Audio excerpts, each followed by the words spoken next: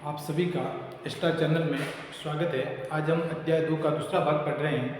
कल हमने धातु की भौतिक गुण पढ़े, धातु और अधातुओं के भौतिक गुणधर्म पढ़े, धातु और अधातुओं के रासायनिक गुणधर्म पढ़े। उसके बाद हमने एक एक्वा रेजिया पढ़ा। एक्वा रेजिया में हमने पढ़ा था कि जब एक्वा रेजिया एक ऐसा ताज़ा मिश्रण होता है जिसमें क्या क्या होता है, HCl तथा HNO3, HCl तथा HNO3 दोनों का सांद्र विलयन होता है, ताज़ा सांद्र विलयन होता है नाइट्रिक अम्ल और हाइड्रोक्लोरिक अम्ल 3:1 में। 3 अनुपात होता है हाइड्रोक्लोरिक अम्ल का और 1 अनुपात होता है नाइट्रिक अम्ल का। इस रूप में इनको लिया जाता है। इस मिश्रण को प्लेटिनम तथा सोने को गलाने के लिए काम में लिया जाता है। यहाँ पर एक प्रश्न पूछा गया है कि एक सोनार बन करके आपके घर पर आता है और आपके गहनों को एक जल में धोता है, एक विलयन में से निकालता है और उसके बाद जब सोने को देखा जाता है तो उसमें चमक आ जाती है, परंतु उसका वजन है वो कम हो जाता है। तो वो विलयन कौन सा था? तो हमें याद रखना है तो वो विलयन है एक्वा रेजिया। इस विलयन में से जब भी सोने को या प्लेटिनम को गुजारा जाता है तो क्या होगा, उसमें से उसका जो भाग है ये उसमें से हट जाता है, ऊपर वाला भाग इसका कम हो जाता है। उसके बाद था कि धातुओं की अन्य धातु लवणों के साथ क्रिया। ये जो धातुओं की अन्य धातु लवणों के साथ क्रिया है, इसमें है आयरन की क्रिया जब कॉपर सल्फेट से करवाई जाती है। ये आयरन है हमारी धातु Fe फेरस आयरन, और इसकी क्रिया जब कॉपर सल्फेट से करवाई जाती है तो यहाँ पर इससे पहले हम एक अभिक्रिया पढ़ चुके हैं। उस अभिक्रिया का नाम है विस्थापन अभिक्रिया। वो अभिक्रिया होती है Fe होता है और Cu को यहाँ से विस्थापित कर देता है, कॉपर को हटा देता है, क्योंकि जिसकी सक्रियता श्रेणी में ऊपर होता है ऊपर वाली धातु नीचे वाली यानी अधिक सक्रिय धातु कम सक्रिय धातु को हटाती है। अब हम इसी टॉपिक पे आते हैं, सक्रियता श्रेणी। सक्रियता श्रेणी क्या है? धातुओं को उनके सक्रियता के आधार पर एक श्रेणी बनाई गई, उनको एक व्यवस्थित अवरोही क्रम में रखा गया। अवरोही क्रम में रखा गया मतलब घटते क्रम में, उनकी सक्रियता के घटते क्रम में उसको रखा गया। तो जो श्रेणी प्राप्त हुई उसे सक्रियता श्रेणी कहते हैं।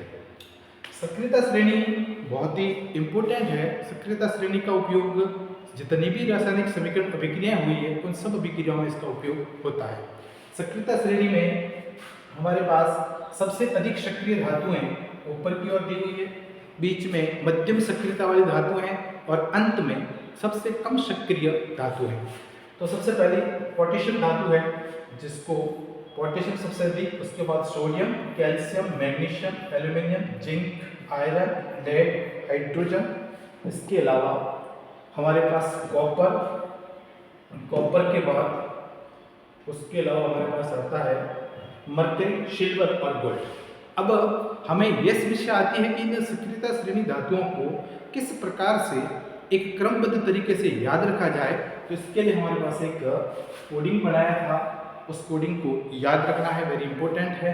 कोडिंग है हमारा ये PO के में AG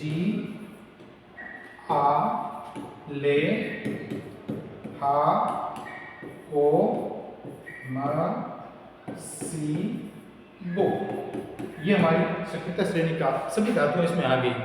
O से हो गया हमारा पोटेशियम, सो से हो गया सोडियम, K से हो गया कैल्शियम, मैं से हो गया मैग्नीशियम, A से हो गया एल्यूमिनियम, G से हो गया जिंक, A से हो गया आयरन, Fe आयरन हो गया, ले से हो गया लेड, भी हा से हो गया कॉपर, हाइड्रोजन, हाइड्रोजन H, इससे हो गया कॉपर, M से मरकरी यानी Hg हो गया, उसके बाद सिल्वर से हो गया Ag और गोल्ड यानी कि Au।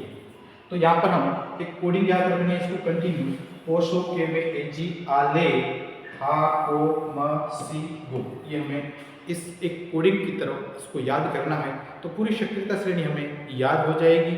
अब इस सक्रियता श्रेणी में होता क्या है, जो मोर रिएक्टेंट है यानी कि जो सक्रिय धातु है, ये हमारी कोडिंग है। इस कोडिंग को अच्छी तरह से याद रखना है। पोशो के में AG आले हा को म सी गो, यहाँ तक की हमारी कोडिंग पूरी है।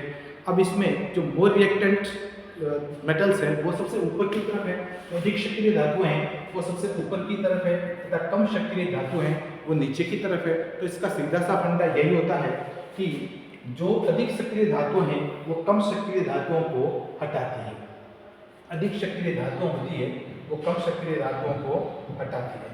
तो ये हमारा पूरा एक भाग था जिसको हम सक्रियता श्रेणी कहते हैं। उसके बाद है अब हमारा ये मरकरी वाला पार्ट हो गया। तो ये अभी तक आज तक का टॉपिक था कि सक्रियता श्रेणी क्या है और सक्रियता श्रेणी की क्या कोडिंग है। इतना ही, धन्यवाद।